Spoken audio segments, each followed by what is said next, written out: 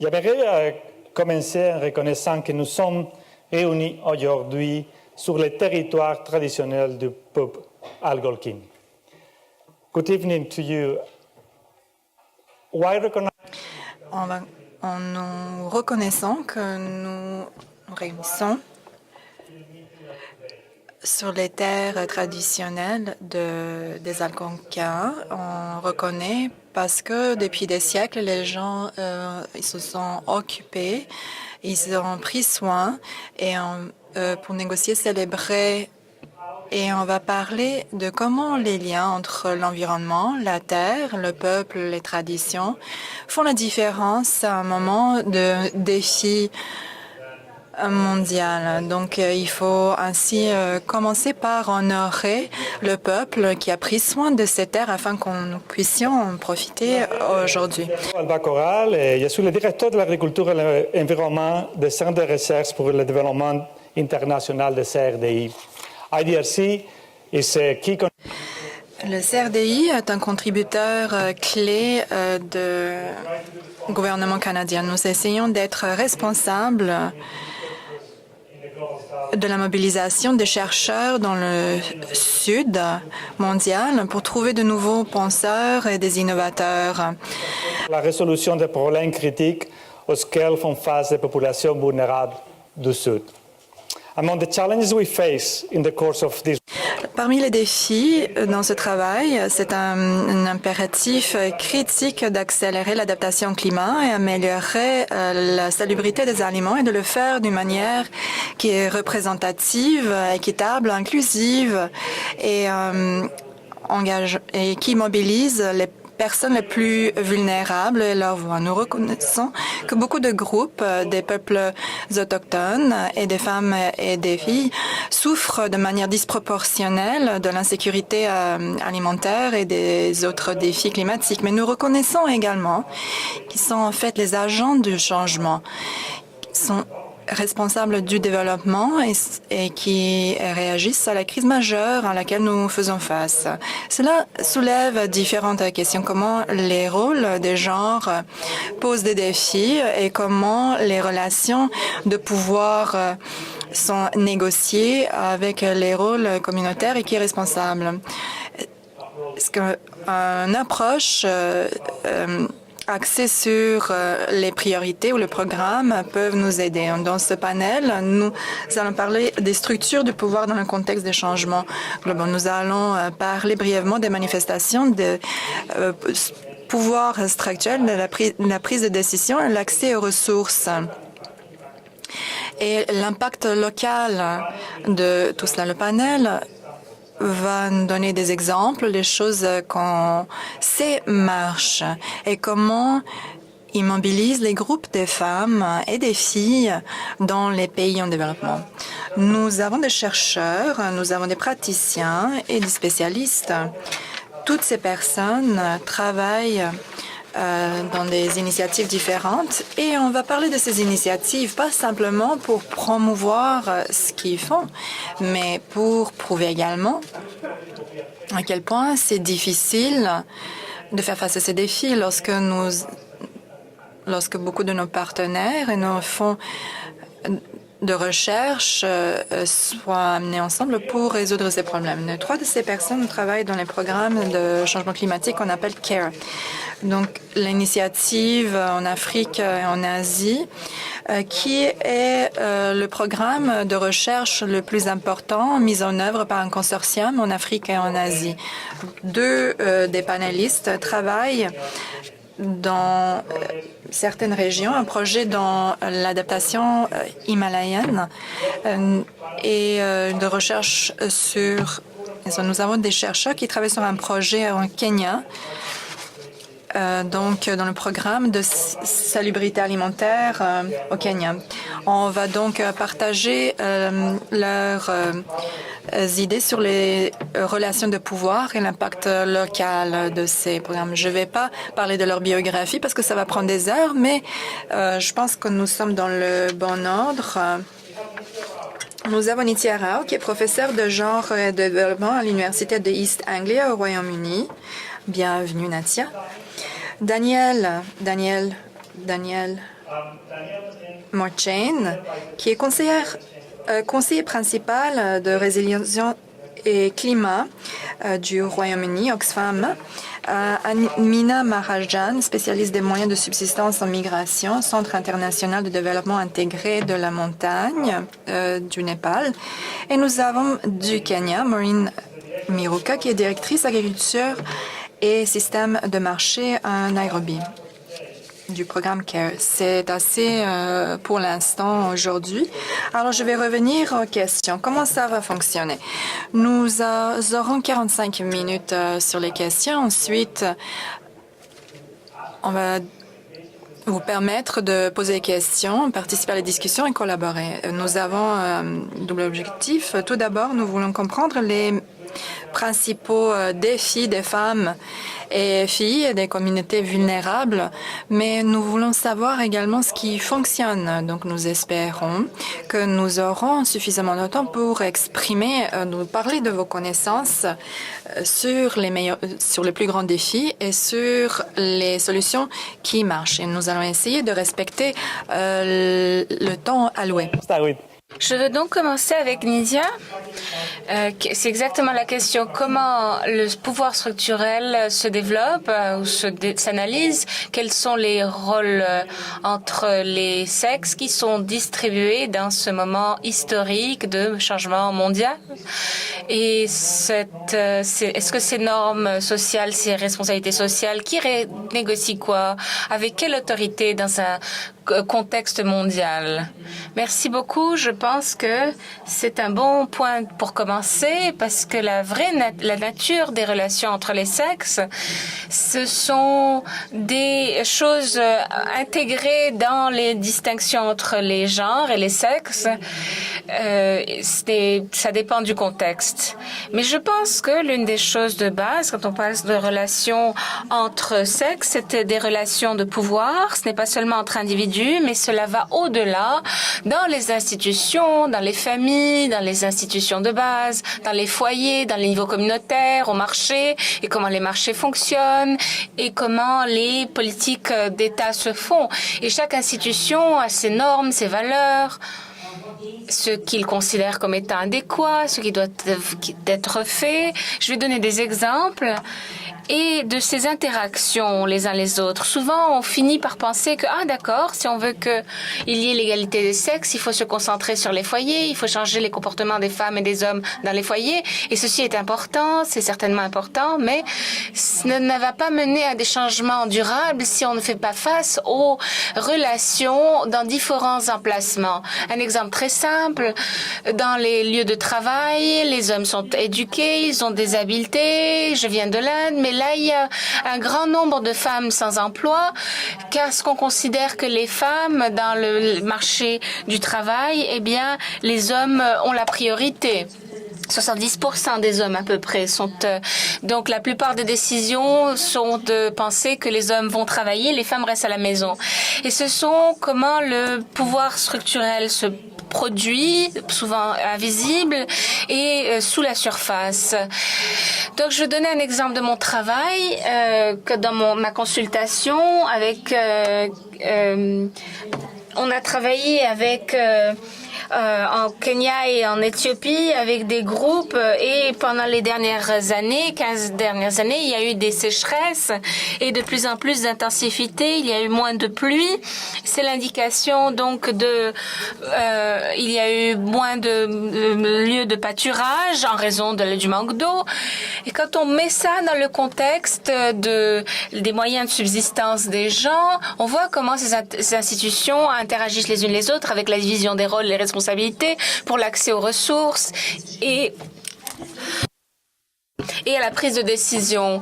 Donc, avec l'eau et le manque d'eau, par exemple, il y a une concurrence pour l'eau, pour les bêtes qu'ils élèvent et pour le bétail dépend de l'eau, ça dépend des pluies et maintenant, ces réserves d'eau sont sèches. Donc, le choix, c'est que ils donnent de l'eau dans le village. Dans ce cas-là, ils utilisent les mêmes points d'eau que les femmes utilisent pour l'eau potable de la maison. Donc, les femmes doivent attendre que le bétail boive avant de prendre l'eau. Une autre chose, c'est qu'ils mènent le bétail à l'extérieur. L'implication, c'est que si le bétail va à l'arrière, on considère que c'est le pouvoir des hommes, le bétail, mais les femmes ont le contrôle sur le lait. Et donc, s'ils vont plus loin, elles doivent aller loin pour traire le bétail. Et donc, si le bétail est loin, elles perdent aussi accès à cette source de revenus. Donc, c'est un petit peu la division du travail qui change, s'est intensifiée ou changée dans certains endroits et le désavantage est multiplié en raison de facteurs climatiques et également aux relations dans le foyer. Et même dans le nord du Kenya, parmi les pasteurs, l'éducation est très faible pour les femmes et les hommes. Mais si on veut avoir un emploi ou avoir un autre emploi pour quand votre bétail est mort ou loin, les hommes ont ces emplois, ils doivent aller parce que le marché de l'emploi est très discriminatoire, il est inégal par rapport aux femmes. Donc, c'est quel genre d'emploi qui serait disponible? Eh bien, il y a une distinction entre les sexes. Au nord du Kenya, tout ce qui est la lessive, le nettoyage, c'est pour les femmes, mais les emplois qui sont qui requièrent plus d'habileté ou de compétences, c'est pour les hommes. Et on donne aux femmes, par exemple, des emplois tels que l'emploi dans l'industrie du sexe.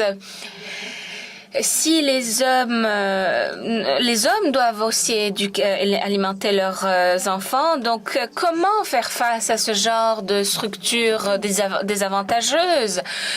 Donc, il faut vous s'assurer avec que les fournisseurs, que les emplois sont protégés, qu'ils sont décents. Et on arrive au dernier niveau, celui de l'État. L'État est également aveugle face à ces inégalités. Donc, il y a très peu de possibilités pour les soins de santé, de protection. Si on sait que dans une situation de crise ou de sécheresse, si les hommes travaillent sont dans des situations où ils ont besoin d'aide et de soins de santé, eh bien, cela n'existe pas. Il n'y a pas de soins de santé pour les enfants et c'est un rapport avec la sécurité alimentaire et sanitaire des enfants. Et il y a donc du manque alimentaire aussi. C'est le type de problème que nous trouvons. Comment je vais avec le temps? Ça va, d'accord, en termes d'intersection entre les institutions, ce qui est très important. Je veux juste rapidement dire que au Kenya, j'étais également engagée avec les agences de femmes et les relations de sexe dans la situation de stress climatique et de stress environnemental. On a fait une méta-analyse on a fait une étude de 25 cas. On l'a passé par notre logiciel pour voir quels étaient les facteurs qui menaient à la promotion ou à l'encouragement du développement des femmes. Et ce qui était vraiment clair, c'était que les institutions sociales, c'était celles qui posaient le plus de problèmes. Le soutien social, le soutien les uns des autres dans cette situation de stress environnementaux, par exemple. Il y a ensuite un autre problème qui a été identifié, c'est l'État qui ne travaille pas comme il devrait travailler pour changer ou soutenir la situation des femmes dans ces situations de stress. Une dernière chose, on a parlé de sexe, on parle de femmes, mais l'un des groupes les plus importants qu'on a trouvé au Kenya, ou qui est le plus intéressant, j'ai parlé avec de jeunes hommes, parce que les hommes les plus âgés sont déjà bien établis avec la sécheresse, et donc les hommes qui étaient âgés avaient un troupeau, ils avaient des emplois, mais pas les jeunes. Et les jeunes ne pouvaient pas se marier parce qu'ils n'avaient pas de moyens de subsistance et ils devaient bien sûr avoir les bons revenus pour être bien mariés. Ils n'avaient pas de dot à offrir.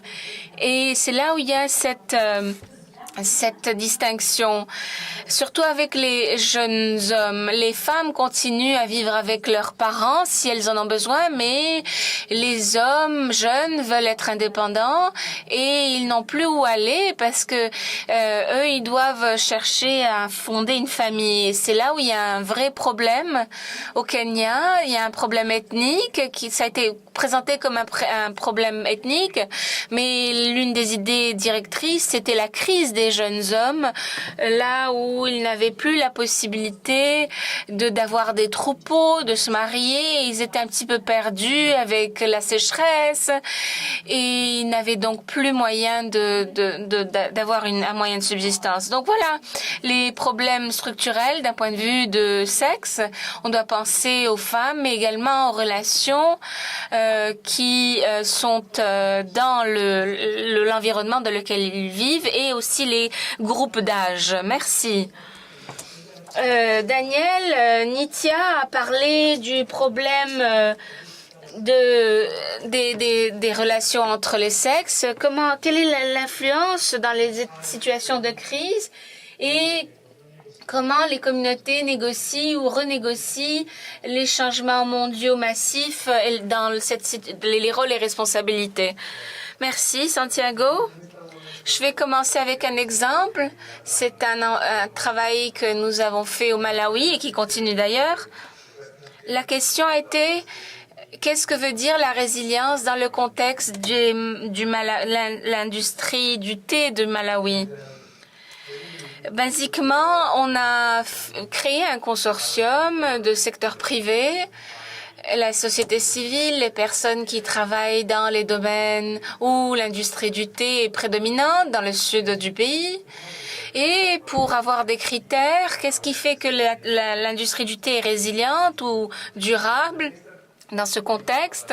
Et ce qui est apparu dans ce débat, on parlait des critères économiques. L'argent est très important, bien sûr.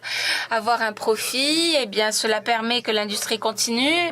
Et ensuite, on a parlé de l'âge du personnel, le type d'infrastructure, prendre le produit à l'extérieur, l'exporter au Mozambique, la technologie qui était nécessaire pour le faire. Et ensuite, les risques climatiques sur comment ils affectent les plantes et les stocks. Et donc, voilà ce qu'on a analysé. Et on a eu l'impression qu'il n'y a pas d'histoire sur les gens.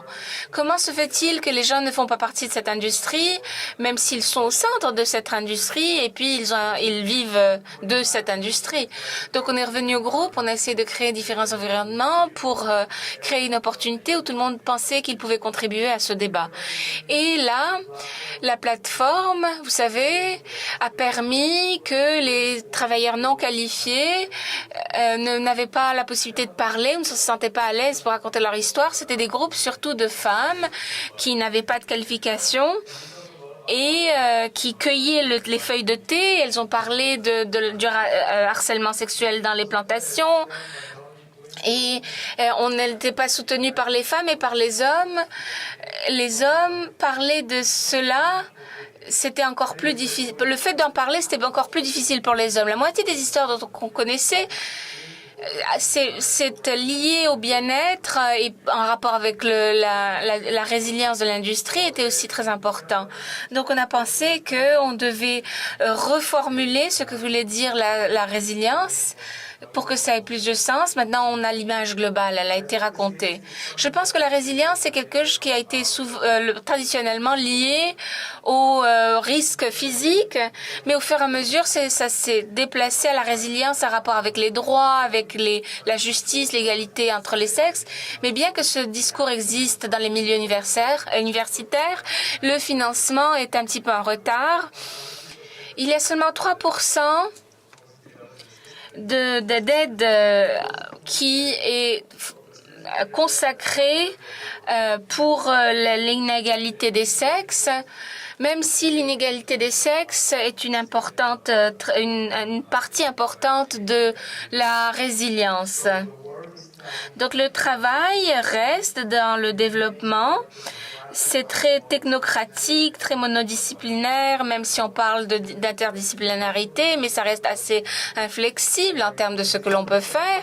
Et c'est une réflexion quand on revient au point du Malawi sur ce que qui est considéré comme état utile en termes de connaissances et ce qui ne l'est pas. La première chose dont on parle au Malawi, le bien-être moral, l'expérience, ça reste encore loin des considérations de base dans le développement du pays. En suivant cela, on a un scénario de changement climatique, de conflit, d'instabilité. Que se produit-il quand les femmes posent des questions sur les problèmes sociaux, le statu quo et les relations de pouvoir profondément inéquitables?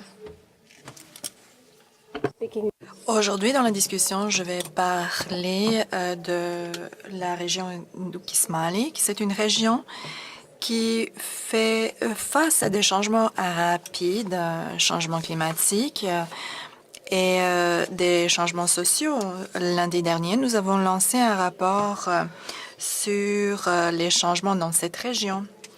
Et le changement climatique a été mentionné comme un des défis les plus importants pour cette région. D'une part, vous avez la capacité qui est très faible de la population à faire face à ces défis. C'est là que les problèmes commencent. Daniel, il a parlé de la résilience et beaucoup de ménages de la région utilisent maintenant la migration de la main-d'œuvre pour s'adapter à ces changements et à ces défis. Lorsque je parle de la migration de main-d'œuvre, les ménages vont pas se déplacer, mais il y a juste un ou deux membres de la famille qui vont donc partir pour travailler ailleurs et renvoyer de l'argent à la maison. Ce que nous avons trouvé dans nos recherches, c'est que ce sont des jeunes hommes qui sont les membres de famille qui vont quitter alors que les femmes et les enfants et les personnes aînées restent à la maison. Et j'ai fait partie également d'un travail de consortium, on est data, dans l'Asie du Sud-Est. Ce sont les jeunes hommes qui migrent alors que les ménages restent. Donc, toute la question, tout le discours de genre amène un défi supplémentaire. Nous avons de plus en plus de femmes qui sont des chefs de ménage qui ne comptent que des femmes. Maintenant, vous avez les ménages où il y a une absence d'hommes. Il y a ces rôles vacants qui sont donc repris par les femmes. Plutôt, il fallait donc pousser pour avoir ces rôles et maintenant, tout d'un coup, vous avez ces rôles repris par les femmes et ainsi les femmes élargissent leur rôle au-delà de la division traditionnelle entre les genres et vont donc percer dans d'autres espaces privés et publics. Donc, vous avez de plus en plus de femmes qui participent à des groupes, des réunions et autres. C'est donc un avantage qui mène à une plus importante autonomisation des femmes. Leurs voix sont plus fortes, mais il y a également des défis. Sur le terrain, ces changements se produisent, mais lorsque vous examinez les structures et les institutions, comme Nithya l'a mentionné, il n'y a pas eu de changement au niveau de l'État. Alors, ces structures ont été préservées, ne sont pas assez flexibles pour s'ajuster à ces changements sur le terrain. Donc, ce paysage de genre, c'est là qu'on voit les conflits. Ce qui arrive, c'est qu'on s'attend à ce que les femmes, on a parlé des changements climatiques, alors c'est les femmes qui sont censées assumer cette responsabilité, mais est-ce qu'ils ont vraiment la capacité de le faire? Sans ces changements dans les structures de pouvoir qui restent les mêmes, c'est en fait la capacité des femmes à s'adapter à ces changements. Ce que nous avons constaté, c'est lorsqu'on parle de la migration, on a toujours soumis cela comme problème. Ça faisait jamais partie de la solution. On parlait toujours de cela comme un problème. Alors, c'est pas juste le nord global ou le sud global. Il faut toujours trouver des solutions pour arrêter la migration. Les gens deviennent un peu insécures par rapport à tous ces changements qui se produisent. Les structures ne sont pas en mesure de s'ajuster.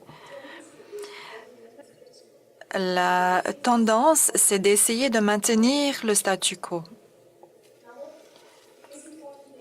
Ce qui est important à comprendre, c'est que le conflit a lieu parce qu'au moment où on parle de la dynamique des pouvoirs, c'est ce qui est inévitable, par exemple, dans cette région, on a de grands impacts négatifs du changement climatique. Nous avons fait des études et plus de 85 % dit qu'ils ont perçu des changements de température et des pluies. Alors, on a demandé quel est l'impact dans votre secteur d'agriculture et qu'est-ce que vous faites pour réduire ces impacts négatifs de ces changements. 85 % ont constaté les changements, mais seulement 29 % des ménages ont déclaré avoir faire quelque chose. 15 %, 47 % qui ne gèrent pas. Il y a des ménages qui ont indiqué que l'agriculture devient trop difficile et qui quittent ce secteur. Donc, c'est pas vraiment une adaptation. Et il y a un grand fardeau sur les femmes. Il n'y a pas un réseau de soutien pour l'aider à s'adapter ou bien assumer ses responsabilités. Alors, ce qu'on constate, c'est qu'il y a beaucoup de ménages qui n'arrivent pas à s'adapter à ces changements.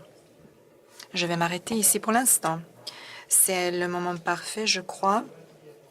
J'aimerais maintenant entendre Maureen au sujet de son expérience puisqu'elle travaille sur le terrain. Comment les femmes peuvent s'attaquer efficacement aux relations de pouvoir structurelles à l'injustice sociale? Merci, Santiago.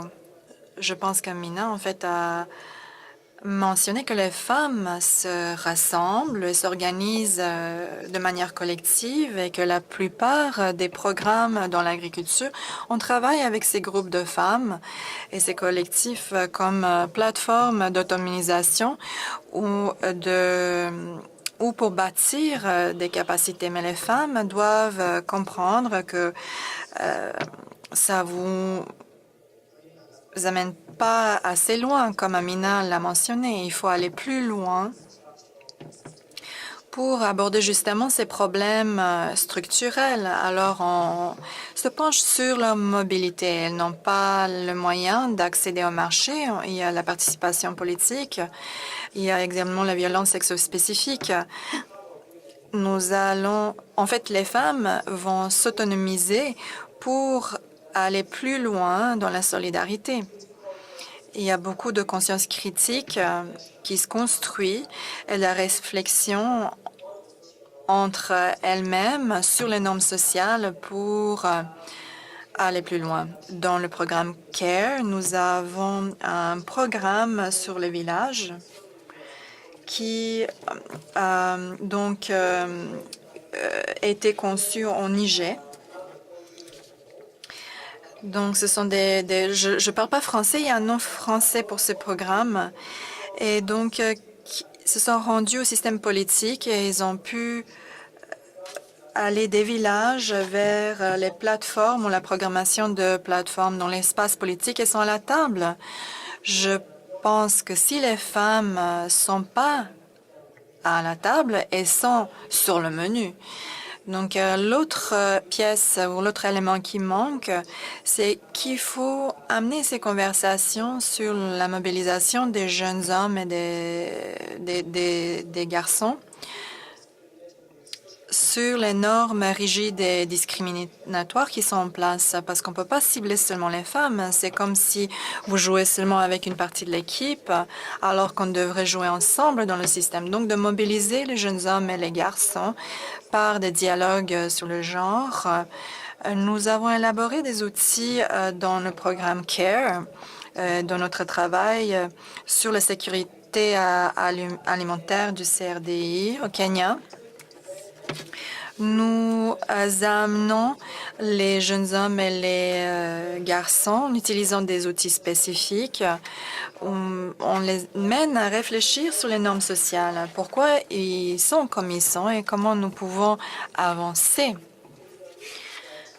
Il y a un mythe que le changement social prend beaucoup de temps, mais avec une année de mise en place de ce programme, nous avons constaté des changements importants chez les hommes dans le partage du travail. Et ce qu'on espère voir au bout de 3 ans, c'est plus de changements systémiques où, par exemple, les hommes vont passer des terres à leurs femmes et les voir comme des partenaires et que ce n'est pas une menace à leur masculinité. Au contraire, c'est un avantage à leur ménage. Si il me reste quelques secondes, je vais dire également qu'il y a un autre segment de ces structures de femmes, particulièrement les générations plus âgées comme ma mère et ma grand-mère, qui sont des gardiennes de la patriarchie. Donc, il faut travailler avec cette tranche de la population de femmes qui vont travailler avec les structures traditionnelles qui perpétuent ces normes discriminatoires. Je viens du Kenya. Il n'y a pas un seul homme qui a exciser une femme. C'est les femmes qui le font. C'est une expérience terrible, mais ils veulent quand même que les femmes soient excisées.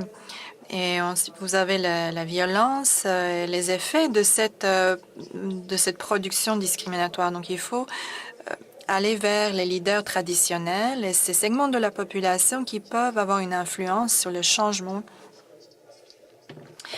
des normes qui sont ancrées. Et maintenant, Daniel, et vous pose un défi. Est-il possible de faire évoluer des systèmes profondément enracinés vers plus d'égalité et d'inclusion sociale? Si c'est le cas, que devons-nous en fait faire et à quoi ressemble le succès dans ce domaine? J'aimerais arriver au point que vous avez mentionné, Maureen, où on a des chiffres qui sont inhabituels. Le préjudice peut être venir d'un endroit ou l'autre, où les normes sociales enracinées. Mais je pense, en fait, en essayant de répondre à cette question, il faut nous examiner nous-mêmes. Si nous contribuons, en effet, à la résolution et au changement de ces structures qu'on essaye d'amener. Donc, j'ai parlé de peu de financement pour l'équité des genres et dans les efforts de développement climatique. Là, on peut trouver beaucoup d'exemples un petit peu partout. Alors, examinons nos institutions et nous-mêmes. Est-ce que nous racontons les histoires qu'il faut raconter? Est-ce qu'on se pointe du doigt? Est-ce qu'on parle des problèmes qui sont trop difficiles ou délicates à soulever dans le domaine politique? Est-ce que nous faisons des études novatrices ou est-ce que nous amenons des solutions intéressantes? On parle de la transformation. Est-ce que nous mettons suffisamment de pression? Est-ce que nous écoutons également? Est-ce que nous écoutons ces autres histoires qui existent déjà? Je vais revenir à mon exemple du Malawi. Peut-être on ne les écoute pas, on ne crée pas des opportunités pour qu'ils puissent être entendus. Donc, j'aimerais le mentionner avant d'aller plus loin. Et d'être ici à l'université, c'est important. Il faut penser à l'impact que notre recherche va avoir. Les chercheurs doivent commencer à cela. Et lorsque l'article doit être publié, est-ce que c'est au moment de la publication ou est-ce que ça va être publié ou il faut le faire en amont, penser avec qui on va faire la recherche et intégrer dans les programmes financés comme par exemple CARE.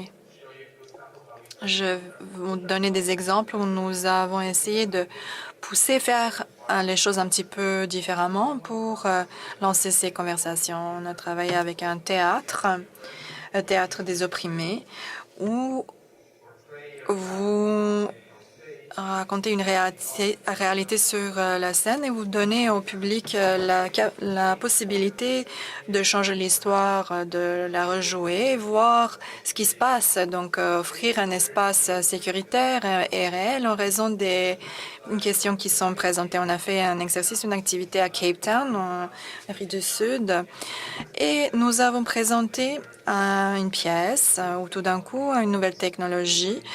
En fait, un toit est placé dans chaque maison. Il y a une discussion au sein du groupe, à l'auditoire, si ce toit va aider ou si il faut peut-être d'autres solutions utiles.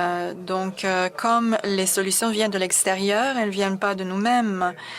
Qu'est-ce qui fait la différence? Donc, c'est très important de parler de tout cela. L'autre exemple que je voulais mentionner, c'était au Botswana. On a eu l'idée avec notre recherche que nous voulions influencer et étudier l'adaptation au niveau national. On allait au gouvernement et ils nous ont dit ne vous inquiétez pas, merci, mais non merci. On fait déjà des études et de la planification basées sur nos données personnelles. Donc, on est revenu, on a travaillé au niveau sous-national ou dans les régions. On a amené des différentes parties prenantes.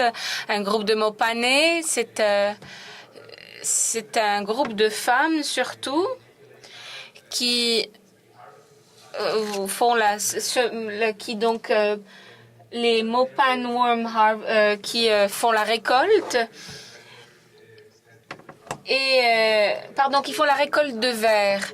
Et ça a été l'opportunité, le gouvernement est venu, le gouvernement local, ils ont écouté l'histoire des récolteuses de verre de Mopane. Et elles n'étaient pas connues, à part au niveau local et régional. Ils ont commencé à penser qu'elles étaient écoutées et qu'elles avaient une contribution à faire. De la même façon, les gouvernements ont dit il y a peut-être quelque chose qu'on peut faire ici. C'est pas seulement de parler d'une solution pour les situations d'urgence, mais aussi il faut penser aux groupes marginalisés qui ont de l'aide de temps en temps. On doit les introduire dans notre cycle. Je ne vais pas dire qu'on a tout changé. Mes collègues parlaient des défis dans ces situations, mais vous commencez ce type de discussion et vous aidez les gens à penser différemment. Et je pense que c'est très important quand vous faites ce type de travail que nous faisons tous ici.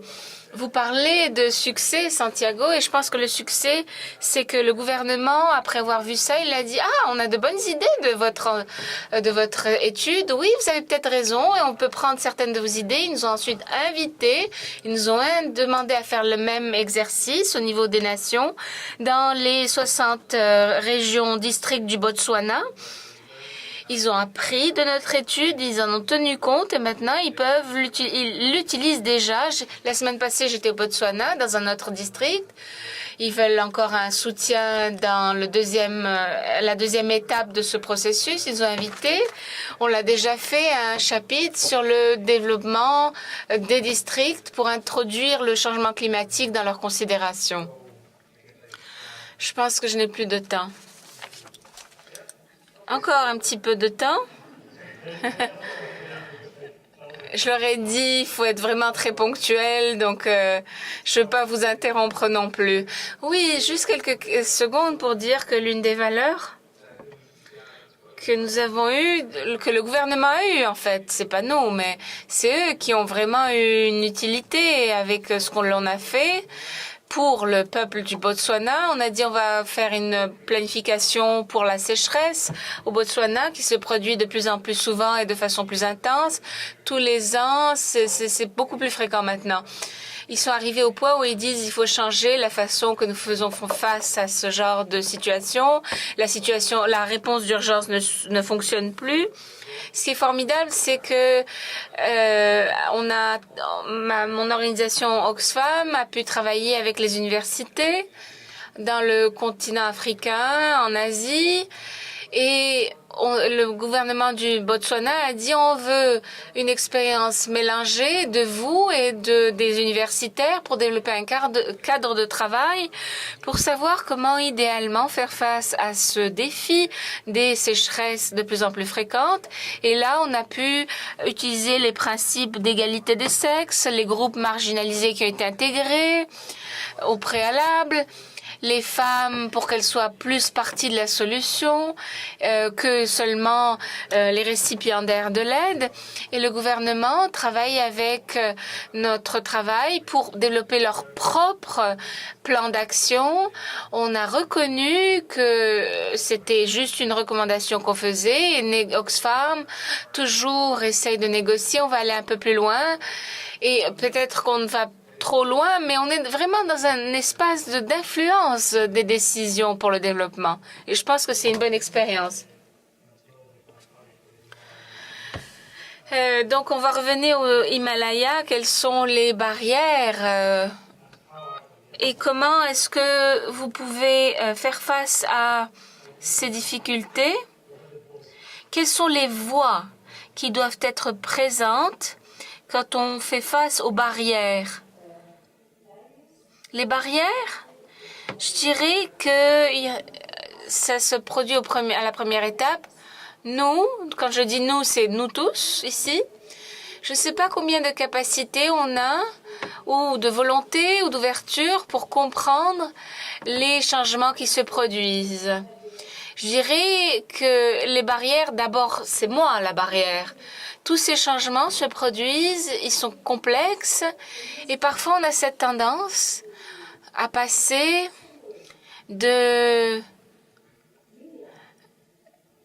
d'histoires de récits très simples et linéaires. C'est pas juste les récipiendaires, mais il faut participer et également écouter les voix. Je pense que c'est très important. Je vous donne un exemple. On a cette opportunité excellente de faire une recherche pour lier la migration et le développement de l'agriculture. Si vous allez au Népal, dans tous les discours, les gouvernements, tout se passe en raison de la migration internationale des hommes. Tous les groupes disent la même histoire. Dans les conférences nationales, c'est la même histoire. J'étais agricultrice, j'ai arrêté ma carrière comme agricultrice et on a dit il faut arrêter d'écouter cet abandon de l'agriculture, les systèmes sociaux qui se désintègrent, tout doit être considéré. Quand on a fait cette étude pour voir la différence, parce que, vous savez, on n'avait pas l'idée de la quantité de terrain agricole qui était abandonné. Il faut vraiment voir les facteurs déterminants dans cet abandon de l'agriculture. Et ce qu'on a découvert contredit complètement cette histoire de division des sexes. La migration des hommes n'a aucun impact. C'était la migration interne. Quand les hommes sont partis, c'était positif. Non, pardon, c'est négatif, c'est-à-dire que l'agriculture était intensivement utilisée. Mais quand on a découvert ce résultat, la première chose qu'on a faite avant de partager avec nos collègues, allons au village, aux emplacements où on a fait les études de cas et avoir une rétroaction ou au moins une validation des gens eux-mêmes, si ce que l'on a trouvé était correct ou pas. C'est très intéressant quand on est allé là pour discuter et certaines des notions ont changé. On a réalisé très vite que ce n'était pas à cause de la migration internationale que le secteur de l'agriculture était en mauvais état. C'est parce que les femmes s'occupaient entièrement de l'agriculture. Elles avaient tout le fardeau sur leur poids. Qu'est-ce qui se produit? Quels sont les facteurs de ce changement? C'était tout sur les épaules des femmes, mais le système de soutien n'était pas amical pour les femmes. C'est dominé par les hommes. La plupart des travailleurs sont des hommes et orientés vers les hommes. L'hypothèse, c'était que les agriculteurs étaient des hommes et que le système était orienté vers eux.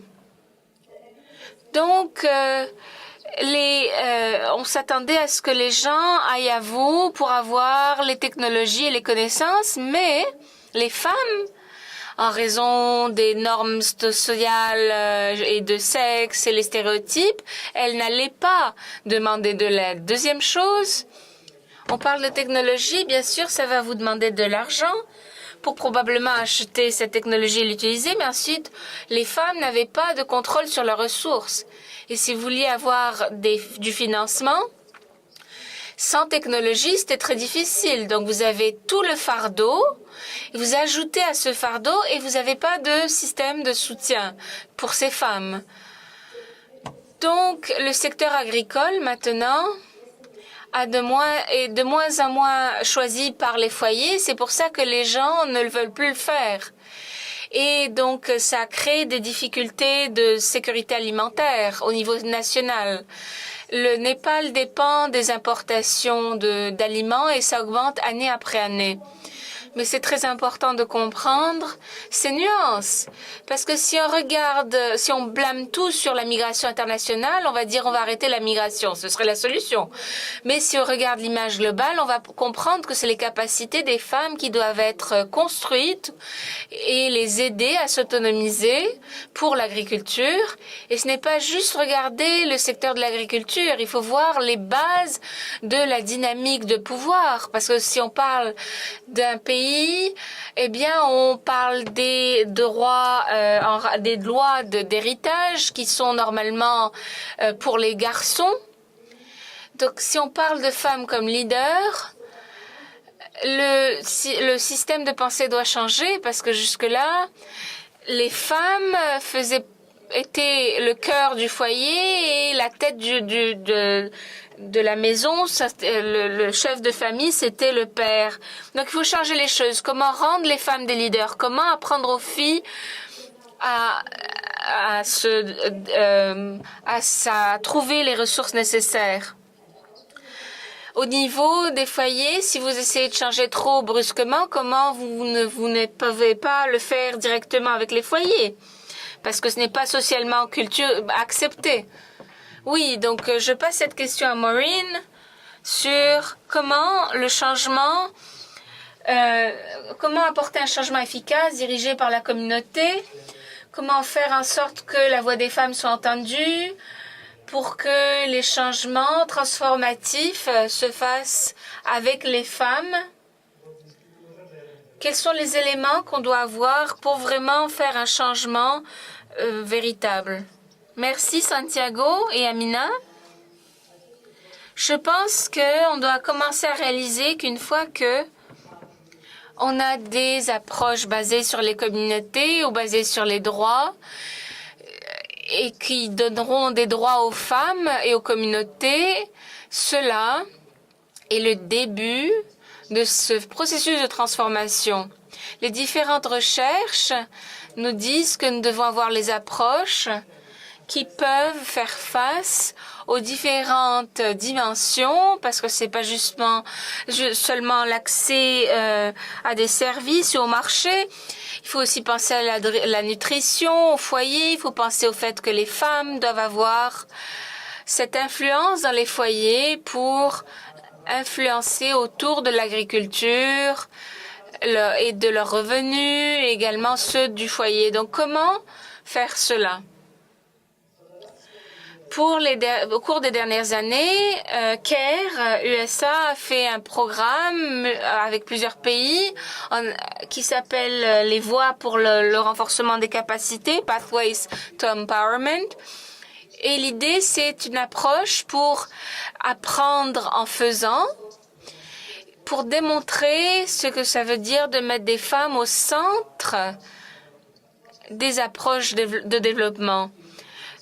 Donc, on travaille avec les agriculteurs, on essaye de lier les femmes au marché, on essaye de les éduquer sur les marchés également, comment elles peuvent influencer les foyers et comment on peut impliquer les hommes dans les foyers pour qu'ils les incluent dans le processus décisionnel. Que pouvons-nous faire pour avoir des paquets de graines et enfin des paquets qui aient des dimensions qui puissent être transportés par les femmes. Cette approche fonctionne pour changement dans l'agriculture et de production, mais il y a des preuves scientifiques qui nous disent que ce sont les voies pour les systèmes de subsistance ou pour les foyers, pour avoir des résultats. On continue à analyser ces résultats. On a des partenaires avec le département d'agriculture et de sécurité alimentaire du CRDI. On travaille avec eux pour démontrer que les approches transformatives des sexes peuvent avoir des résultats positifs sur l'agriculture et la nutrition, mais également sur les changements d'égalité des sexes qui seront durables. Je parle des agriculteurs, des écoles, mais également on parle des commerces pour réfléchir sur les changements sur nous. Et on fait cette formation pour notre projet au Kenya. On a commencé la semaine passée. L'idée, c'est que nous sommes les agents de changement. Il y a des manières culturelles, par exemple notre système de valeurs et de croyances, qui sont reflétées dans notre manière de travailler et rechercher ces changements sur le terrain. Donc, notre travail à CARE est axé sur le fait que nous, en tant qu'agents de changement, apprécions à quoi se ressemble ce changement et comprenons le contexte. Daniel, il a dit qu'en parlant, il a dit que c'est pas la même chose qui fonctionne dans tous les pays où on travaille. Alors, comment nous former sur l'importance du contexte et donc former les agents de changement communautaire, les femmes, les hommes et les autres travailleurs. Lorsqu'on offre la formation, nous nous assurons que tous les partenaires et nous-mêmes à CARE soyons dans la même salle pour que le message soit pas dilué. Nous formons les agents communautaires de changement et nous avons des quotas pour les femmes. Comme on a déjà dit, les systèmes sont dominés par les hommes et ils sont adaptés aux hommes. Donc, c'est pourquoi nous devons avoir des travailleurs communautaires qui ont des incitatifs. Et les associations des villages, nous avons un modèle qui est adapté au village. Ainsi, les villageois sont formés. Nous ne pouvons jamais combler ces écarts avec les gouvernements qui existent depuis 20 ou 40 ans dans le gouvernement kenyan. Depuis que les diplômés en agriculture sont rentrés dans le système. Donc, ces capacités de changement doivent demeurer dans la communauté et nous devons démontrer que ces approches et ces outils qui sont adaptés aux besoins des femmes et qui abordent les problèmes structurels vont nous aider donc à avancer. Mais heureusement, nous avons le financement nécessaire pour continuer à bâtir ces preuves et que nous allons ensuite intégrer dans la recherche et le développement. Alors, quoi faire maintenant? Nous devons renforcer la résilience et l'intégrer dans nos approches. Quelles sont les approches qui doivent être, qui sont susceptibles de fonctionner? Nous savons que la vie est complexe, très complexe. C'est la même chose pour les communautés avec lesquelles nous travaillons. Nous avons tendance de simplifier parfois et arriver à des solutions uniques, qu'il s'agisse de microfinancement ou éducation pour les filles. Et donc, ça devient la solution passe-partout qui est utilisée à toutes les sauces. Donc, en fait, il faut démontrer que les contextes sont différents, les ressources sont différentes, les gens sont différents, les cultures sont différentes. Par conséquent, les solutions doivent être adaptées. Nous ne pouvons pas toujours avoir la même solution dans tous les lieux. C'est ce qui découle des études sur le genre, ce qu'on appelle causalité complexe. Dans la recherche, il n'y a pas de lien causal direct entre ces facteurs, qu'il s'agisse du climat ou du développement ou des États en faillite, etc. Tous ces facteurs mènent à cela. Alors, comment aller de l'avant?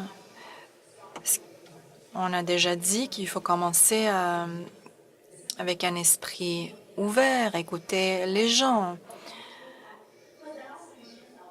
Il y a des solutions qui existent. Les gens gèrent les problèmes de manière différente. Donc, il faut rentrer par des points multiples, par l'État, par la communauté, mais il y a des différentes manières d'entrer et trouver des solutions en fonction du contexte. Des exemples rapidement que je peux vous donner. Par exemple, dans les communautés pastorales, en fait, ce sont les hommes qui prennent des décisions au sujet du pâturage et autres. Ça crée des problèmes. Donc, nous avons créé une analyse de scénario participative. Donc, on a étudié le pâturage et la pénurie de l'eau. On a travaillé avec les jeunes hommes, les jeunes femmes, et on les a fait parler en groupe. Et c'était très intéressant juste d'avoir cette plateforme où les hommes plus âgés sont forcés à écouter non seulement les femmes, mais aussi les hommes plus jeunes dans des situations qui sont habituellement contrôlées ou des scénarios qui sont contrôlés par les hommes. Donc, on proposait des différents scénarios pour aborder justement le problème de la pénurie d'eau et les impliquer dans une discussion, un débat à ce sujet. Ça leur permet de s'ouvrir et plutôt que de penser au zonage ou de travail de terre, ça menait à plusieurs possibilités. Et un apprentissage entre pairs. Et les gens de notre programme ont enregistré tout ça pour voir quelles sont des vidéos de 10 minutes pour montrer à d'autres groupes et les aider à apprendre, on espère, avec les nouveaux fonds qui ont été débloqués, qui vont pouvoir faire autre chose. Le problème chez les chercheurs, que les populations sont énormes, mais on finit par travailler avec un petit échantillon de personnes directement. Mais comment mettre tout cela ou appliquer à plus grande échelle? C'est ce qui était intéressant, c'est de travailler à l'échelle communautaire. Je pense que c'est une bonne façon de travailler les compromis parce qu'il y a des gagnants et des perdants. Ce deuxième point, lorsqu'on se pose la question, quoi faire maintenant? Comment cadrer la discussion? Comment cadrer les solutions? Parce que clairement, on ne peut pas rendre tout le monde heureux. À un moment donné, c'est lorsqu'on parle des relations de pouvoir, on ne peut pas tout simplement observer de loin. Je pense que c'est le fait de travailler de manière plus participative plutôt que de mettre les plus âgés contre les plus jeunes, etc., ou de travailler de manière plus collective, était une manière d'aborder les défis Et parler des choix, c'était une façon plus transparente, une approche plus transparente. Donc, de gérer les compromis était en fait très important. La troisième chose que je dirais,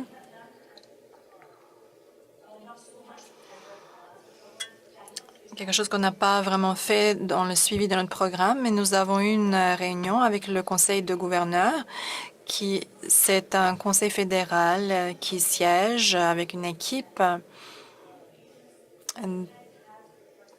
qui travaille par région. Et maintenant, tout le monde doit avoir études de genre dans leur stratégie. Donc, ils ont un peu ri. En fait, le genre est un programme. Et j'ai posé la question, lorsque vous parlez de genre ou de jeunes, est-ce que vous comprenez qu'on parle également des femmes? Ce ne sont pas seulement de jeunes hommes, mais de jeunes femmes. Nous avons tous un genre dans la salle et c'était un peu, ils ricanaient un peu. Mais je pense qu'ils ont compris ce point, que c'était une différente façon de réfléchir et ils se sentaient à l'aise lorsqu'on disait qu'on pouvait inclure ces interventions dans la stratégie de genre. On n'était pas obligé de cibler les femmes seulement. Je pense qu'il y a de différentes façons de briser ces barrières, mais je pense que comme j'avais une carrière de militante, dans ces régions, il y a déjà de la mobilisation. Une des leçons tirées par un autre projet de sécurité alimentaire en Asie du Sud-Est, on peut répéter ce que Maureen a dit, le fait qu'on n'a pas assez de temps, ou Amina qui dit que le fardeau est trop important, et ça avait un impact négatif sur l'alimentation. C'est une question, un enjeu des femmes. On ne parlait pas de l'alimentation suffisamment. Dans notre recherche, nous avons fait des liens avec les difficultés existantes des autres groupes ou des mouvements de femmes et que c'était une autre priorité ou une autre recherche qui pourrait renforcer votre plaidoyer. Et ça a vraiment marché donc en Asie. Et pour revenir au point de Daniel, le soutien principal venait des Nations unies et d'autres organisations internationales, des agences de financement et les femmes des Nations unies. Et il faut donc donner des droits égaux aux femmes, des titres de propriété sur les terres. Il faut ramener des réseaux dans l'Asie du Sud. Oui, c'est une région où il y a beaucoup de problèmes. C'est difficile pour les gens de se parler. Mais on a fait ça avec l'Inde et le Pakistan et on a besoin de se parler. Mais maintenant, ça a été bien lancé, des groupes de société civile dans la région avec le soutien des donateurs internationaux sont engagés à travailler ensemble. Ça nous donne beaucoup d'espoir. Et maintenant, on veut entendre des questions de la salle. On n'a pas beaucoup de temps. Et maintenant, on a des micros. En fait, si vous avez des commentaires pour les panélistes, il y a 2 microphones ici. Vous pouvez vous lever et aller vers les micros. Je pense que c'est la façon la plus facile. À la fin des questions, en fait, on a CRDI, un mandat de recherche et développement qui est octroyé par le Parlement. Donc, au cours de l'année prochaine, il faudrait... si vous pouvez vous présenter, s'il vous plaît, si vous représentez ou vous venez d'une organisation kayserienne, chercheur, conflit. Et mon observation, ma question est la suivante. Donc, le pouvoir traite de l'influence. Évidemment, le pouvoir économique est le plus important. Lorsqu'on essaye de jouer avec l'équilibre des pouvoirs, est-ce que nous faisons assez? les gens qui travaillent dans le développement, est-ce qu'on fait suffisamment pour donner l'opportunité aux femmes d'améliorer leur situation, le pouvoir économique? Je pense que c'est la manière d'apporter des changements significatifs et durables. Également, est-ce que nous nous concentrons ou est-ce que nous tirons profit du changement climatique pour comme une opportunité pour donner plus de pouvoir aux femmes? Encore une fois, le changement climatique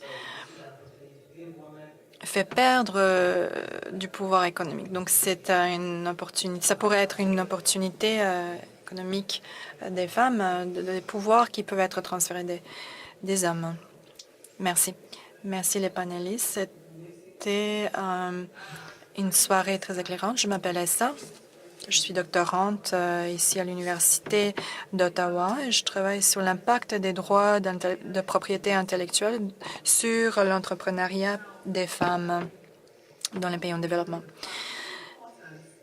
J'aimerais réitérer l'importance que vous avez déjà mentionnée de former les hommes et les femmes, les filles et les garçons ensemble, parce que ce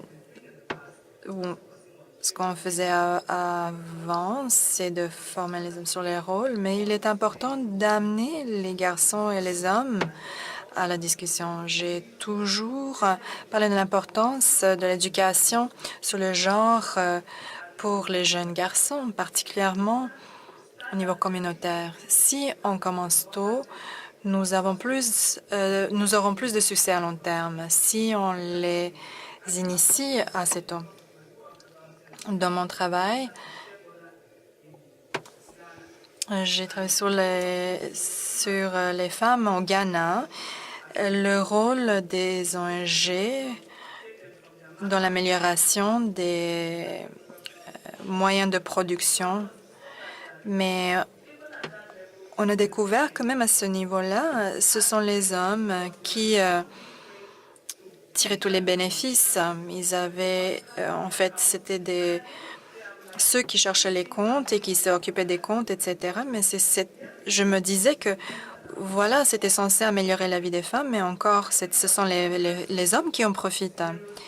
Alors, je me demande si vous êtes au courant de ce genre de scénario dans les communautés où vous avez travaillé. Merci beaucoup. Le troisième.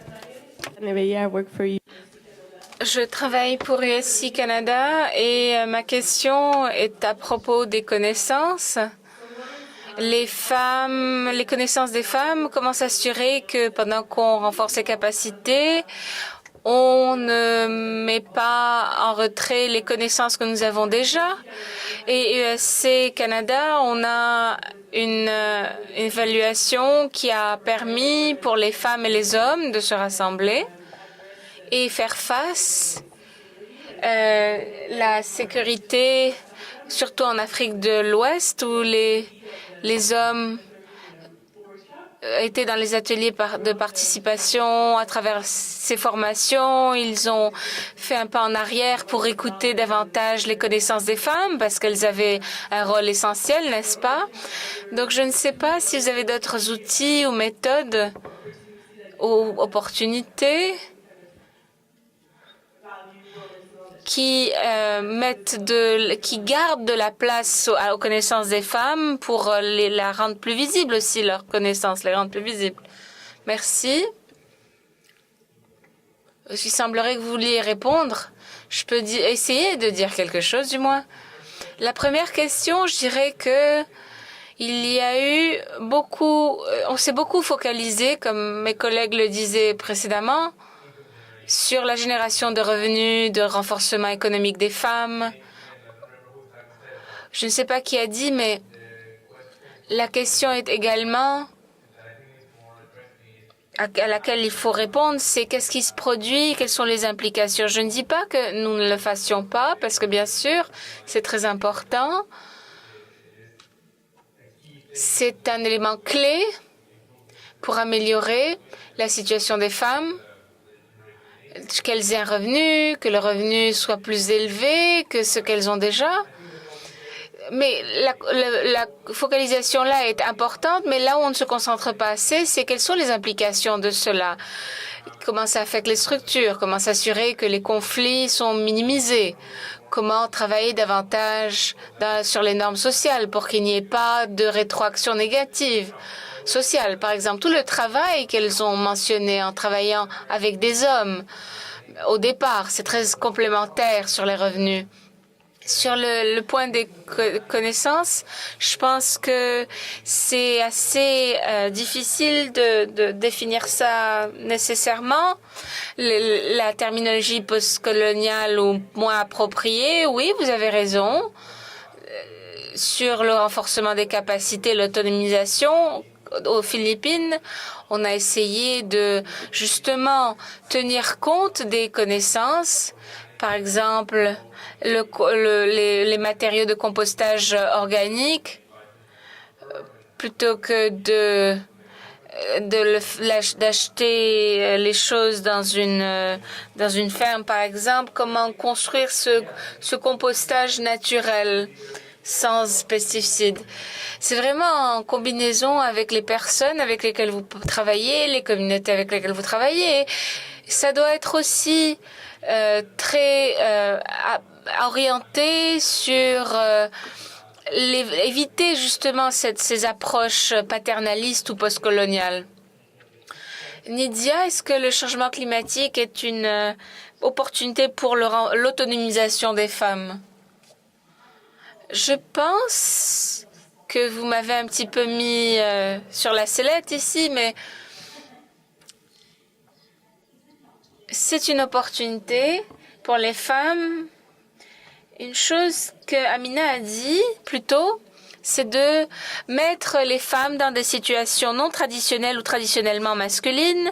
Donc cela crée une perturbation dans les divisions traditionnelles sexuelles, ce qui est adéquat, ce qui ne l'est pas. Maintenant, c'est accepté qu'elles aillent au marché, qu'elles fassent certaines choses. Oui, dans ce sens, c'est une opportunité. Et il me semble que je réitère ce qu'elle disait. Et que j'ai dit ça aussi, l'absence de soutien, cela est un rapport avec l'autonomisation économique. Comme on le disait, c'est une priorité. Il faut survivre, il faut de l'argent, il faut de la nourriture pour les besoins de base. Donc, c'est pour sortir de ce domaine traditionnel de la reproduction, d'avoir des enfants, de devoir les alimenter. Maintenant, elle travaille 12 heures, 13 heures dans l'agriculture. Il y a peu de temps pour d'autres tâches et il n'y a pas de soutien. Donc, il n'y a pas toujours de quoi cuire les aliments, il n'y a pas d'eau, il n'y a pas de soins de santé, il n'y a pas de soins pour les enfants. Et récemment, je voyais que le gouvernement indien qui a réduit le nombre de crèches. Donc, quoi faire? C'est là l'aspect négatif. Prendre plus de rôles, c'est bien, mais il doit y avoir un soutien. On parle d'équilibre famille-travail, faire face au changement climatique. Eh bien, on ne parle pas de l'équilibre famille-travail. C'est un luxe. On ne pense pas aux pauvres dans cette équation. Il y a une question sur la formation des femmes et des hommes. Vous avez travaillé sur ce domaine, sur le travail avec les rôles traditionnels. Intégrer les femmes? Oui. Et je pense qu'on a parlé de la modélisation des rôles, à quel point on commence à passer ces messages, à quel point, si je devais défier tous ceux qui sommes là, par rapport aux différentes générations, reconnaître les inégalités des sexes.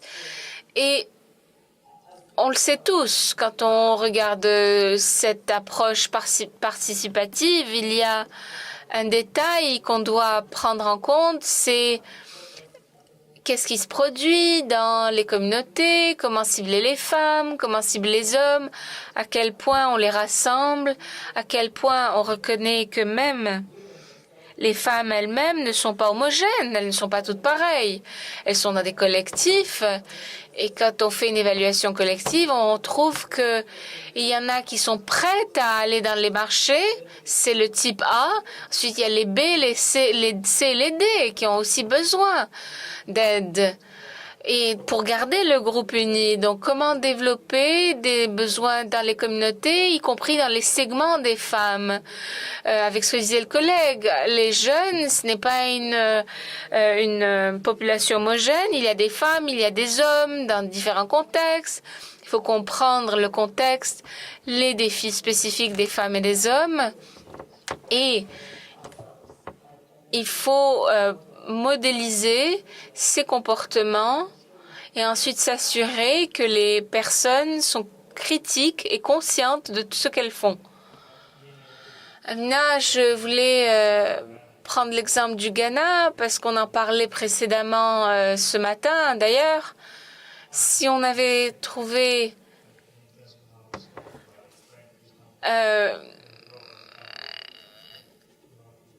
quelque chose à changer, quelque chose d'inattendu dans nos résultats. Est-ce que vous avez un exemple inattendu? Parce qu'on en a tous qui peuvent justement montrer ces différences de sexe. Je n'ai pas très bien compris la question. Je ne sais pas si c'est mon décalage horaire, mais je pense que le point, c'est quand on fait une intervention en pensant au renforcement des capacités des femmes ou les nouvelles technologies qui vont changer les dynamiques. Et ce qui se produit, c'est que brusquement, les hommes bénéficient davantage de cette intervention que les femmes qui étaient ciblées. On avait un exemple ce matin. Les hommes prennent en charge les affaires dès qu'elles fonctionnent. Oui, merci de mentionner ça, oui. On discutait de ça avec Maureen. Maureen parlait de ce qu'elle faisait et je partageais mon expérience personnelle sur un projet d'agriculture. L'objectif du projet était le renforcement économique des femmes. C'était mon point de concentration. On a formé des femmes pour la production de légumes hors saison et le niveau de revenus a augmenté et brusquement, toutes les rencontres, c'était les hommes qui venaient. Et les femmes arrêtaient de venir et j'étais surprise. La dynamique a complètement changé. Ils ont dit oui, maintenant on va venir aux rencontres. Ma femme est à la maison. Parce que les revenus ont augmenté. Donc brusquement, avec plus de revenus, c'était le rôle des hommes. Et c'était un défi. Et je parlais aussi ce matin, ce qu'on a fait à ce moment-là, à un certain point, quand on parle de ces pouvoirs, de ces conflits de pouvoir, c'est inévitable parfois.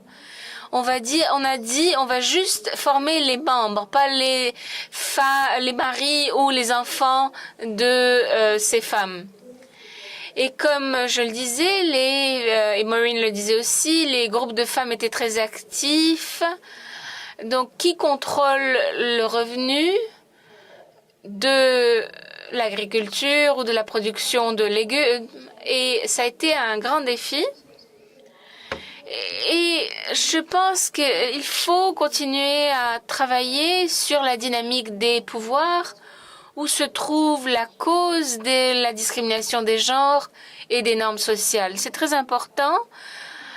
Souvent, on ne le fait pas à cause de la sensibilité ou des conflits, mais si on ne se concentre que, si je peux terminer, merci.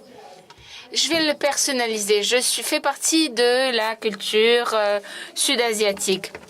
Tout le monde est content, je travaille à l'extérieur, je gagne de l'argent. Mais ils veulent aussi que je sois reproductive et que je fasse mon travail au foyer. Donc, c'est en plus de ce que je fais. Donc, c'est très bien que je gagne de l'argent, mais je dois aussi avoir tout le travail en rapport avec mon rôle de reproduction. Donc, j'ai dû négocier moi-même cet espace. J'ai dit non, je vais pas faire tout le travail à la maison et en plus mon travail à l'extérieur parce que je n'en pourrai plus. Je ne peux pas physiquement. Et ça n'a pas été facile, même pour moi, pour négocier ça. Imaginez ça dans un contexte rural. Le renforcement économique, c'est important. L'autonomisation économique, c'est important, mais il faut aussi se concentrer sur les défis de pouvoir. Merci beaucoup pour votre exemple. Avec cela, on termine la session des panels. Merci à tout le monde, à nos panélistes aujourd'hui, nos 4 panélistes. Je vais inviter le directeur de la sécurité alimentaire et des affaires mondiales Canada, Stephen Porter. Donc, merci Santiago. Au départ, vous disiez que vous étiez heureux d'avoir ici des chercheurs, des praticiens, des spécialistes. Je ne fais partie d'aucune de ces catégories, mais j'ai le pouvoir d'essayer de résumer. Vous avez également demandé aux panélistes d'identifier des défis majeurs, mais également d'identifier ce qui marche ou pas. Et je dois dire que j'ai trouvé des défis majeurs moi-même. Tous les chercheurs et les étudiants seront heureux de savoir qu'il y a beaucoup de travail pour vous dans le futur pour identifier ce que l'on peut faire pour faire face aux défis. Tout le monde ici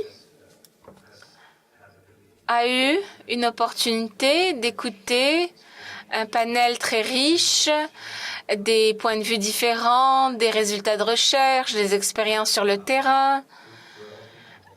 Donc, on va tous avoir une idée différente. On peut le voir tous à travers nos propres perspectives et selon nos intérêts. Personnellement, je vais prendre la liberté de vous donner ma perspective sur les thèmes principaux que nous avons entendus aujourd'hui, des choses qui ont vraiment quelque chose, un impact pour moi et dans mon travail, dans le développement et le plaidoyer, dans des organisations internationales. Quelques éléments sont venus clairement à moi. En premier lieu, je pense, c'est la nature tridimensionnelle de l'égalité des sexes et des défis, surtout dans le secteur de l'agriculture, et le besoin d'analyser des problèmes dans une vision tridimensionnelle. C'est pas seulement les femmes et les filles, c'est les femmes, les filles, les garçons, les hommes et les autres sexes. C'est à tous les niveaux dans sa nature. Il faut regarder les dynamiques dans la famille, les individus, mais aussi les institutions sociales notamment, et les institutions physiques des États aux différents niveaux, aux différentes organisations. C'est aussi intergénérationnel. C'est un thème qui a été très clair. Pas seulement la dynamique dont on parle, qui est intergénérationnelle, mais avec l'introduction du changement climatique et d'autres perturbateurs déstabilisants qui changent les rôles intergénérationnels traditionnels qui ont perturbé. Est-ce que c'est un défi? En fait, on parle de beaucoup de défis qui peuvent devenir une opportunité si on accepte que la disruption ou la rupture, la situation du changement climatique en particulier,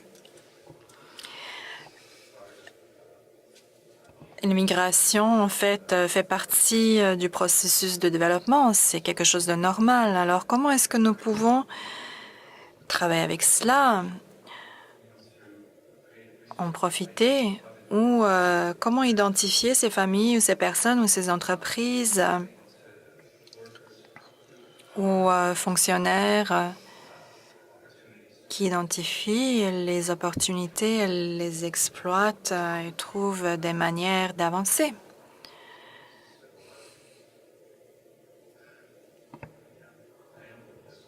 Je suis un peu déçue.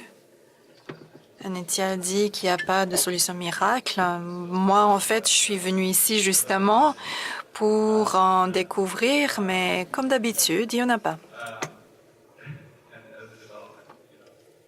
Et comme un gars en développement qui travaille pour un donateur, nous sommes les solutions miracles. Alors, le gouvernement du Canada, comme vous le savez, a un programme féministe depuis l'arrivée au pouvoir du gouvernement actuel. On a annoncé que Women Deliver, la conférence aura lieu au Canada en juin à Vancouver. On s'est engagé il y a plusieurs années. Et également, la politique d'aide féministe est un volet important de ce programme féministe. Si vous lisez ce que nous avons publié, vous allez voir que le programme n'offre pas vraiment des prescriptions sur le féminisme et comment il changera le monde, mais on parle de comment commanditer des recherches, des discussions ou faciliter des échanges entre points de vue différents et des confrontations, des points de vue divers. Donc, c'est satisfaisant pour moi, comme je suis impliquée là-dedans, de participer à ce genre d'événement comme celui-ci et que nous espérons faciliter. Je pense qu'on le fait de plus en plus. Le CRDI fait un excellent travail dans l'organisation de ce genre d'événements et dans la commandite des événements, des discussions partout au Canada sur le genre et l'agriculture.